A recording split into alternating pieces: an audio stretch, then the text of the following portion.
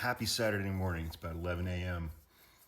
West Coast time. Beautiful, sunny, cold day up here in the mountains. Went and got some breakfast, and I was listening to a podcast that I highly recommend. Totally fascinating. The New York Times puts out a daily podcast that is called The Daily. And the episode that they put out yesterday on Friday is titled Parenting a Trans Kid in Trump's America. And it's about these two parents from the South and their four kids. And these parents were raised in the South, raised in the church. They're both ministers. They met through the church, got married, had four kids. They moved to Florida, and then ended up moving up to Tennessee, where they had a really good life. And they were just like, this is our forever home. But then as their third child grew, born biologically male,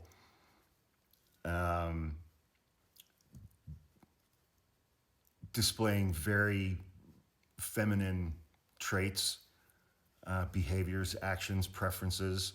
At first, so much of this episode is about the journey of these parents realizing that one of their kids is trans and learning how to deal with that effectively so that their child could be who their child is. And that part of the podcast is fascinating. Fortunately, these parents were open to that and fiercely defend their child, all three of their kids. And, but they had no understanding of trans anything. They just thought their son was going to be gay. And so much of this episode is like their journey as a family, their journey as parents, their journey as individuals, and just finally getting to a point of it's like, how do we most effectively raise our now daughter? How do we protect her? How do we keep her safe? And going through the whole process of finally realizing that, this might be a gender issue, not just a sexual orientation issue, and the learning process that they went through individually as parents, and and just describing the things that their daughter went through in school, and alienation and isolation and cutting, until the mom remembered that she had read some article about gender dysphoria. This is when their daughter was 11 or 12. And so she started researching that, and that kind of turned on the light bulb for her. And she brought her husband into the loop on that. And, read this article about gender dysphoria and all of the things, I guess the symptoms that people experience and feel. And, having a long conversation with their daughter, it's like, do you feel? And the kid was like, yeah, I've felt these things my entire life. I didn't really know what that was, but those are the things that I've felt my entire life. And then the mom asked her if she wanted to go by she, her pronouns. And the daughter was like, yes, I do. Yes, I do. And then so that kind of started this whole other trajectory. And it's funny, because they're both ministers, it's like during this episode, it's about 45 minutes long. The dad especially referred to scripture a couple of times. And he said, you will know them by their fruits. By their fruits you will know them, or something like that.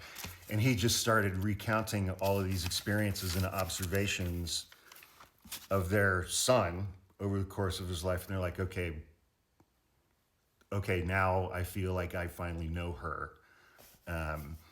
And so they started talking about therapy and hormone blockers and doing all of this stuff when their daughter was 14, and they lived in Tennessee. And all of those treatment options, all of them had been banned in Tennessee. They were all illegal.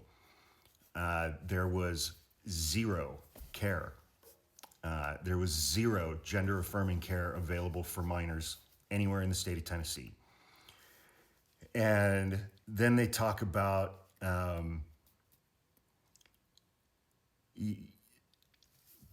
what they started kind of working on to try to find somewhere where they could take their daughter. And they found a clinic in Georgia. And then the clinic called back and was like, oh, Tennessee law prohibits you from traveling to Georgia to seek care for your child. If you do that, you'll be prosecuted. And we could be prosecuted too. And then Trump won and then was inaugurated. And he started to make good on his campaign promises to take away gender affirming care from minors. Pam Bondi, as DA, threatened to prosecute anyone who mutilated children. They started sending subpoenas out to hospitals across the country. These two parents feared that they were going to be prosecuted for trying to find this care for their daughter. They started to distrust their friends and their neighbors. And it got really, really bad, really, really quick.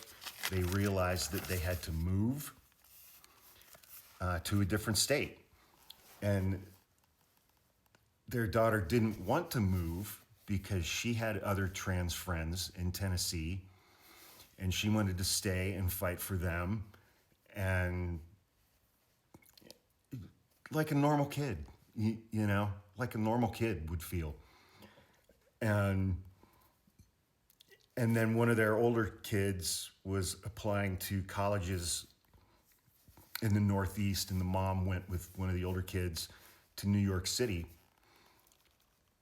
and saw like pride flags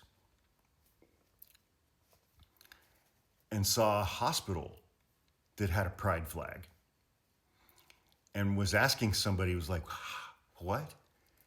How is that possible? How is that possible? And so she started talking to people in the Northeast. They found a school and a clinic in Connecticut. And so they moved their whole family to Connecticut. And right when they got to Connecticut, the doors started closing again because of the threats from the Trump administration. And hearing the sadness and the desperation in the voices of these two parents. And, you know, it's like at one point the mom said, and she was crying, she was like, I just want my child to be able to thrive. And the dad was like, I can't fail my child. I can't fail my child.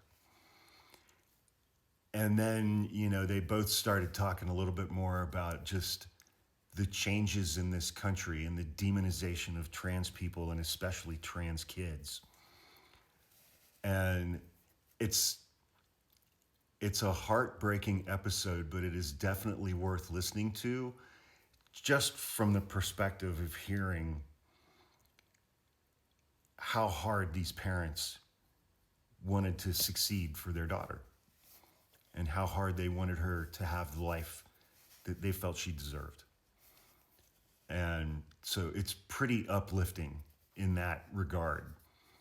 It was very interesting to listen to. But again, it's like, you know, by the end, it's just, I was so angry at these cave-dwelling, bigoted morons who are targeting trans people for no fucking reason. There's no doctor anywhere in the United States that is mutilating children for the purpose of mutilating children.